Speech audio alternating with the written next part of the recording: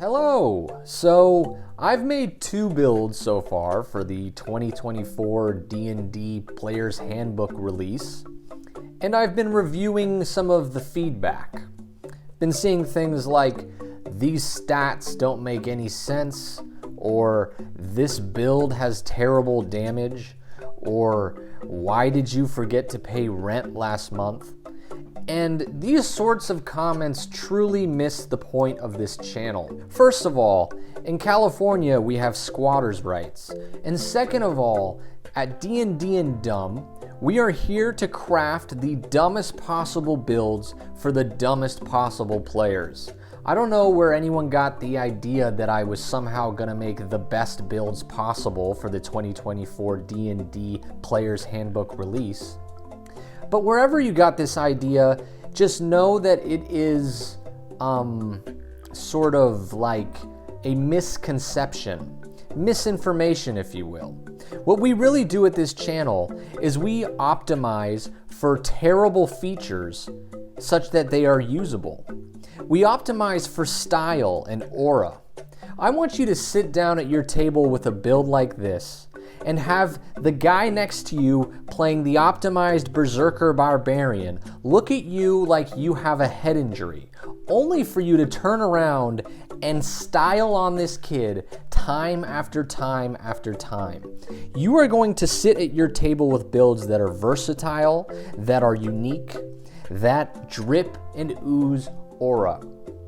So today, I fear that I have made the dumbest possible build in the spirit of this channel, and I would like to share it with you all today. The blonde Chad and the bald Canadian don't have the levels of autism that it takes to craft something like this. And I assure you that you are gonna leave this video thinking to yourself, I will never have the balls to play that build, but I wish I did. And so without further ado, let's talk about some disclaimers. Number 1, although it has been my stated mission to make builds that are exclusively using the 2024 Player's Handbook rules, today I have to make an exception, but not a big one.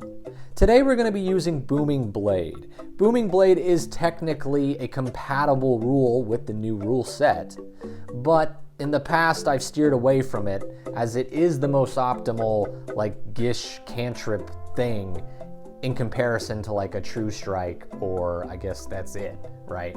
Because it's a D8, and, you know, then you get the proc and all that. And look, today we're going to use it. The reason being, it's just a lot funnier if you do, so we're going to do it. Number 2, to understand the true value of this build, it's important that you understand the value of forced movement. Forced movement is a highly useful technique in the field of battle in D&D 5e. If you can use forced movement as an effective tool of crowd control, you will be a highly valuable asset at your table. Spells like Wall of Force and, other stuff are very useful when applied correctly. Now, this build is not going to be an explicitly crowd control type character, but there are strategic situations that can't be fully explored in the context of this video. And it's important that you, as an audience member, understand that these sorts of things add an extra level of value to this build. Disclaimer number 3, to go along with the crowd control sort of theme here, we're going to be utilizing the spell known as Spike Growth. Spike Growth is an amazing spell, and this build will allow you to blow a guy through an entire Spike Growth. So have fun with that. Disclaimer number 4, I made this build like a month or 2 ago or something like that, and since then, this build hasn't exactly been at the tip of my tongue. It's not like I know it like the back of my hand. It's not like I'm really familiar with the ins and outs of this build, and therefore this video is going to be disjointed in a way that might make my other videos look like something that's well put together. So if that's going to bother you more than my other videos normally do, then I suggest, either pop us in and keep going or click out. Whatever you decide, Just know that I both support you and those of you brave enough to play this build. So, without further ado, let's just get right into it. Level 1. For our stats, we're going 15 plus 2, 12, 8, 8, 15 plus 1, and 13 respectively. Now I know you're looking at that 8 in Constitution and thinking, what in the f are you doing? But we're going to deal with that. For example, for our species, we're going Dwarf. Dwarf is a great species, but importantly, we have Dwarven Toughness. Dwarven Toughness means our hit points are going to increase by 1 every level. And we're going to get even more help with our bad constitution from our background, because for our background, we're going Farmer. Farmer allows us to put pluses in the things that we need them in, and also will give us the tough feat for our background feat. The tough feat means we're going to increase our hit points by our character level or something, and then plus 2 every level. I don't know, read it. For our first level class, we're going Fighter. Fighter is going to give us a few things, namely Constitution saves and a fighting style, of which will be Defense. At this point now, our bad Constitution, meaning our bad survivability and saving throws, are going to be offset by those 3 features. But more importantly, we're going to use our Weapon Mastery for the Warhammer. The Warhammer is a versatile weapon, meaning you can use it in one hand and then equip a shield, further offsetting the bad 8 Constitution, but we're not going to do that. You can if you want to, but I'm not. The Warhammer Weapon Mastery, though, has the Push thing. Push allows you to move an enemy up to 10 feet after hitting if the enemy is large or smaller. In addition, Fighter gives us chainmail armor, which we will wear, and that's about it, because after level 1, we're leaving the Fighter and going Druid. Druid we will be taking to level 3, and along the way we will pick up a number of spells. For example, Guidance, Thorn Whip, Healing Word, Good Berry, Long Strider, Thunder Wave. Those are all great spells to take at levels 1 through 2. And, oh wait, I think Druid is like, you get to prepare them, so whatever. Prepare what you think is relevant. But at level 3 in Druid, it's very important that you constantly have Spike Growth prepared. Spike Growth, at the expense of our concentration, allows for a 20-foot radius centered on a point of our choice within range. This point will create difficult terrain, and any 5 feet of movement that an enemy takes in that difficult terrain forces them to take 2d4 piercing damage. This is a great spell. It allows for really effective crowd control for a low cost. It's a 2nd level spell, and concentration. Yes, we have bad constitution, but we do have proficiency in con saving throws, and we will increase our ability to make those saves in time. For Druid as well, though, we're going Circle of the Sea at level 3. That's 1 level in Fighter and 3 levels in Druid. Circle of the Sea expands our spell list quite a bit, and also gives us the Wrath of the Sea ability. The Wrath of the Sea ability is the following. As a bonus action, you can expend 1 use of your wild shape to manifest a 5-foot emanation that takes the form of ocean spray and surrounds you for 10 minutes. When you manifest the emanation and as a bonus action on your subsequent turns, you can choose another creature you can see in the emanation. The target must succeed on a con saving throw against your spell save DC, or take cold damage, and if the creature is large or smaller, be pushed up to 15 feet away from you.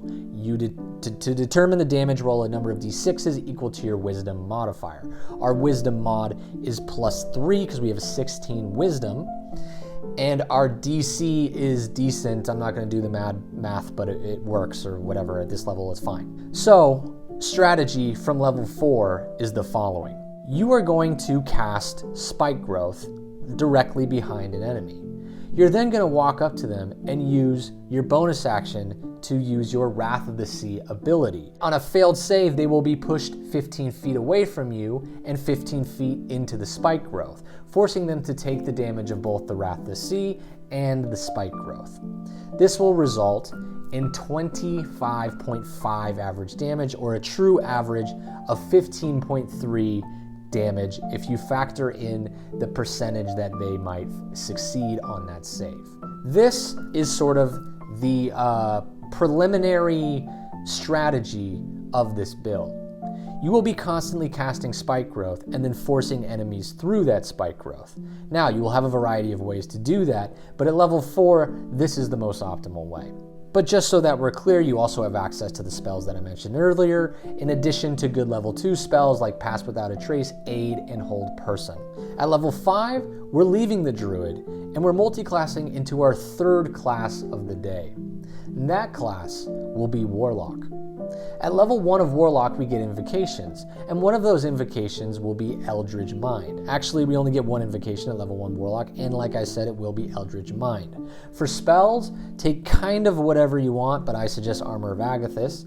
And for cantrips, it's very important that you take Booming Blade. Booming Blade will add 1d8 at this level to all of our melee attacks, and 2d8 if an enemy moves after being hit. Now, if you don't want to play with Booming Blade and you're a 2024 purist, you can take True Strike, but Booming Blade is the most optimal choice here, and we're going to make good use of it. At level 5, the strategy of this build is the following. You will actually forget everything that I said at level 4 and not cast Spike Growth. Instead, you will be using Wrath of the Sea in combination with your Warhammer and Booming Blade. First, we cast, with our bonus action, Wrath of the Sea, forcing an enemy to make a Constitution saving throw equal to our spell save DC. On a failed, they will be pushed up to 15 feet away from us.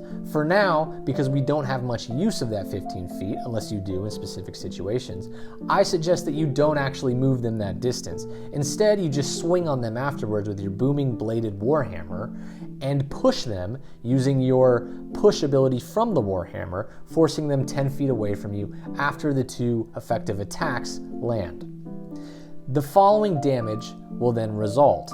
1d10 plus 1d8 from Booming Blade and your Warhammer, then 3d6 from Wrath of the Sea, plus 3, that's the modifier from our Warhammer is the plus 3, which equals 23.5. Now, in the case that you've pushed them 10 to 15 feet away from you after this combination, it's likely that they're going to have to move back towards you or away from you in some cases on their turn, thus activating their 2d6 Booming Blade proc for an average of 32.5 total damage if all things hit. The actual damage average works out to about 21.1 average damage, but that's, what we're working with, which at this level is very good. Now, as we proceed in this build, we're going to be adding more and more forced movement, making it more and more likely that they will activate that Booming Blade proc. And as a result, I'm going to calculate the Booming Blade proc as if it always happens. Now, in some situations it won't, particularly with casters or other ranged enemies that will choose not to move after you attack them, but use this build such that you're taking advantage of the fact that you're going to have to force enemies to choose to move and take damage or not move on their turn. Does that make sense? I sure hope so, because I will not edit that out. At level 6, we're going back to Druid so that we can pick up a feat. This feat is going to be Crusher. The Crusher feat doesn't really necessarily do anything for our damage immediately, but it does once per turn when you hit a creature with an attack that deals bludgeoning damage, move it up to 5 feet to an unoccupied space. That means we're adding 5 feet to our push ability with our, our Warhammer. We also get to increase our strength by 1, getting our strength now to 18. At level 6, the strategy is the same, but the damage is slightly adjusted. We attack with our action with our Warhammer, and then using our bonus action, do Wrath of the Sea, or in the opposite order. And the result is the following: 1d10 plus 1d8 plus 3d6 plus 4. That 3 has been up to a 4 from the Crusher feat, for an average of 24.5 damage, plus the following 2d8 Booming Blade proc after the enemy is 10 to 15 feet away from us, resulting in a true average of 21.8. It's also of note here that we got an extra spell slot because we went back to Druid. But for level 7, we're leaving Druid and adding our 4th multi-class class of the day. That class is, of course, Sorcerer. For Sorcerer, we get a few things. For spells, it's important that you take the shield spell. Shield spell will mean that we're taking use of our reaction and we're adding to our survivability. You also take like Minor Illusion or Magic Missile, or you could take Green Flame Blade here, or whatever in terms of cantrips. But that's what we're doing in terms of spells, and as a result, the damage hasn't changed. But at level 8, we're taking another level of Sorcerer, and we get to take Meta Magic. For Meta Magic, it's very important that you take Quicken Spell. Quicken Spell will allow us to use a spell that normally has a casting time of an action as a bonus action, using 2 sorcery points. This will be used, of course, for Spike Growth. That changes our strategy here at level 8 from jumping into combat, quicken spelling a Spike Growth directly behind an enemy, then smacking an enemy in the face with our Warhammer, our booming bladed Warhammer, and blowing that enemy through an entire Spike Growth. And by entire, I mean just 15 feet.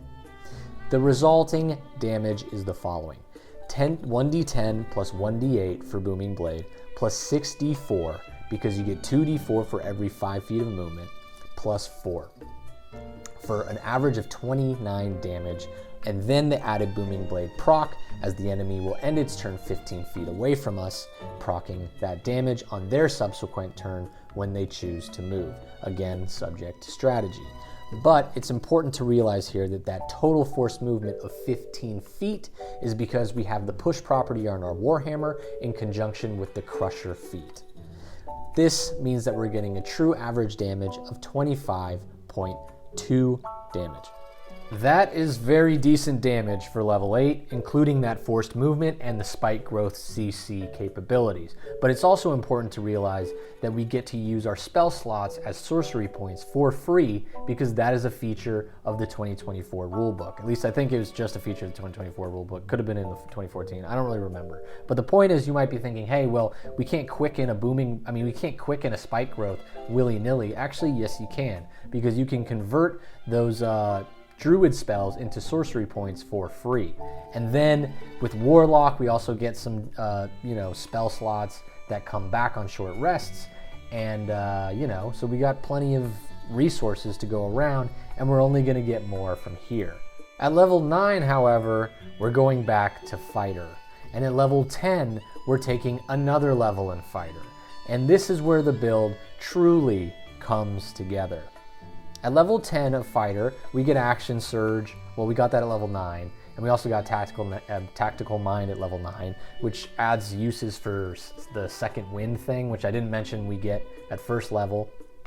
Also, Action Surge is an amazing feature that will be utilized in this build, but I'm not really going to add it into damage calculations or strategy calculations. Just know that it's there, you'll have access to it, and you're going to use it. But at level 10, things truly get turned up a notch, because we get our second subclass of the build. And that subclass is, of course, going to be Battlemaster. Battlemaster at level 3 allows you 4 superiority dice and your choice of 2 maneuvers. These maneuvers, well, actually you get 3, but I only care if you choose 2. One of them is precision attack, and one of them, more importantly, is pushing attack. Pushing attack allows you to add a superiority die to a weapon attack when you hit, and use that superiority die to add to the weapon's damage. Not only that, but if the target is large or smaller, they must succeed on a strength saving throw against your spell save DC, or be moved up to 15 feet away from you. Well, not your spell save DC, just like it's just a strength save DC against your fucking DC or whatever. I think it's like wisdom, based on wisdom or strength. Doesn't matter, we have both of them. So they're gonna fail semi-effectively. And yeah, that means we're adding 15 feet of movement on a failed save to our already 15 feet of movement from our Crusher feat and our push ability on our Warhammer. And by movement, of course, I mean force movement. This brings the total force movement counter to 30 feet, and it uses our strategy of Spike Growth bonus action quicken spell casts, to really turn things up a notch or whatever. So here's the strategy from here on out. You're walking up, you're quickening a Spike Growth, and then you're smacking a guy in the face with your Warhammer and blowing them almost entirely through a spike growth, which later it will be entirely, but for now it's 30 feet. That means that you're going to add an extra 6d4 to every, 64. It's more than 64. It's 12d4 to every attack, essentially, on your turn. Now, you only get one attack, but again, that's 6d4 of spike growth damage added to those attacks. In addition, if you were to miss with one of those attacks, that would be devastating, right? No, that's where you're wrong, because we're adding the precision attack ability to our list of maneuvers. Precision attack allows for when you miss an attack roll to expend one superiority dice and add that to the attack roll, potentially causing the attack to hit. That means we're hitting much more frequently than we otherwise might be, and we have 18 strength right now. It'll be 20 next level, but you know, we're hitting shit and we're moving them all the way through spike growth. And the damage looks like the following.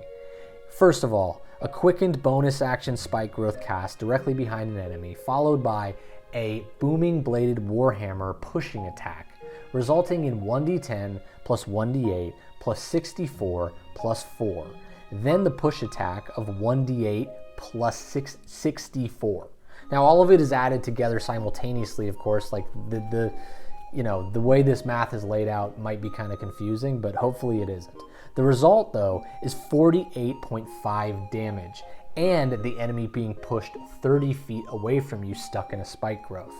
Then that enemy makes a choice to hopefully move because they're 30 feet out of the battle, and they proc the other 2d8, resulting in 57.5 damage if everything hits. The true average, however, though, is 38.1 damage, which of course is excellent. At level 11, we do another level of fighter to get our ASI and bring our strength up to 20, meaning the average damage, the true average that is, will be 44.8.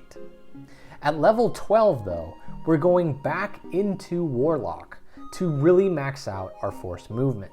At 2 levels of Warlock, 4 levels of Fighter, 4 levels of Druid, and 2 levels of Sorcerer, we get to add 2 more Eldritch Invocations. This will be, of course, Repelling Blast and Agonizing Blast, both of which will go on Booming Blade. Now, Agonizing Blast is only going to add 1 point of damage because our Charisma is 13, so if you wanted to take something different, then go ahead. But Repelling Blast will add 10 forced movement feet to our already stacked list of forced movement abilities. That means we have Push, Crusher, Pushing Attack, and now Repelling Blast, all triggering on one weapon attack, forcing an enemy through 40 feet of movement if that enemy is large or smaller. The resulting damage is the following: 1d10 plus 2d8 plus 10d4 plus 6 plus 1d8 plus 64 plus now 3d8 equaling 78.5 damage. The 2d8 from Booming Blade is up to a 3d8, and the 1d8 is up to a 2d8 because now at level 11 our damage was upped. At level 11, we're level 12 now. I should have gone over at level 11, but basically Booming Blade, you get to add a d8 because now at level 11, that's what happens. And yeah, the true average damage on that is 52 damage. This is amazing damage. What more could you want? Well, I'll tell you, because at level 15, we've added 3 more levels of Warlock, and as a result, we've added Eldritch Smite to our list of invocations, as well as whatever we want. For your patron, you're probably going Archfey or something, and for what's it called? Feats, it's up to you. You could take Poisoner, or I don't know, Great Weapon Master. Would that work? I haven't even thought about it. I think you take Speedy because it's just funny to like blow a guy 40 feet away and then run 40 feet away from him. And they're stuck in between you and a spike growth. Now that I have you here, let's talk a little something else about strategy that I just want to lay out. Spike growth can be, unfriendly to teams sometimes because you're taking up a 20-foot radius in the middle of the battlefield. So you have to be careful about where you put it.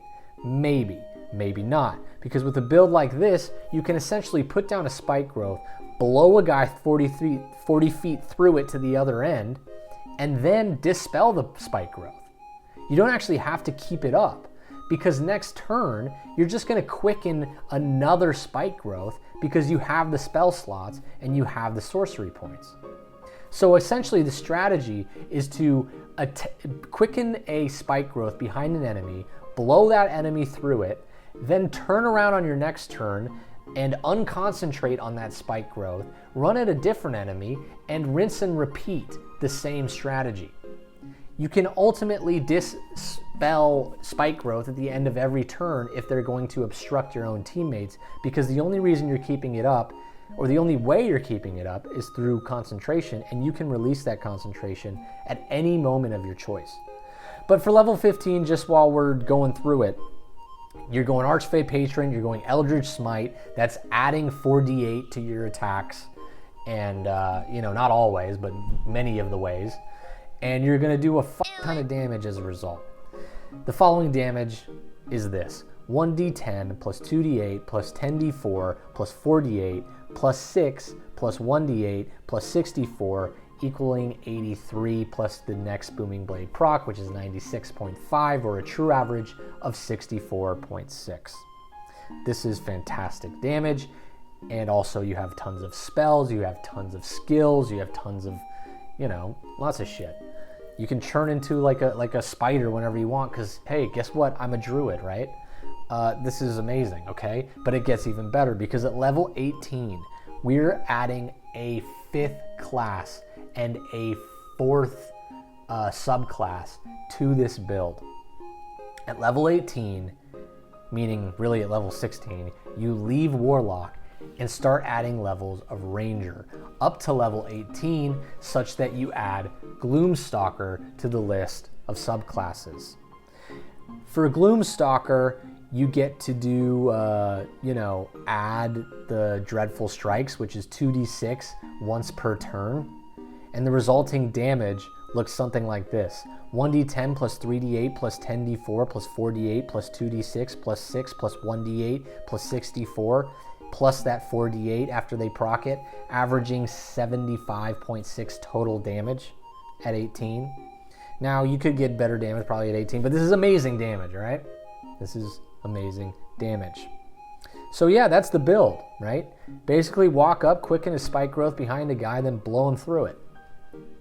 Pretty good, right? I wish I had said it that concisely much earlier in this video, but through all the confusion, we finally made it to the end. For the last 2 levels in this build, you probably want to go Sorcerer, just so you don't have to keep converting spell slots into quicken spell sorcery points. Or add a fucking 15th class to the list on the Multiclass. But yeah, that's it. Hope you liked it. Love you. Bye.